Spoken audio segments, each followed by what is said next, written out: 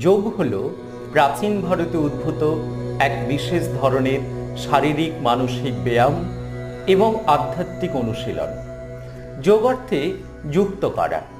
আমাদের দেশে আজ থেকে প্রায় 2200 বছর পূর্বে অর্থাৎ 200 খ্রিস্টপূর্বাব্দে মহামণি পতঞ্জলির হাত ধরে যোগের সূত্রপাত ঘটে।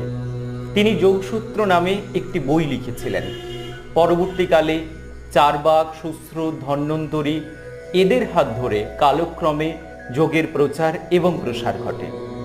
যোগের প্রয়োজনীয়তা প্রথম বিশ্বের দরবারে তুলে ধরেন স্বামী বিবেকানন্দ এবং 2014 সালের 27 সেপ্টেম্বর রাষ্ট্রসংঘের এক বক্তৃতা দেওয়ার সময় ভারতের প্রধানমন্ত্রী নরেন্দ্র মোদী 21শে জুন তারিখটিকে আন্তর্জাতিক যোগ দিবস হিসেবে ঘোষণার প্রস্তাব দেন। সেই প্রস্তাব মতো 2014 সালের 11ই ডিসেম্বর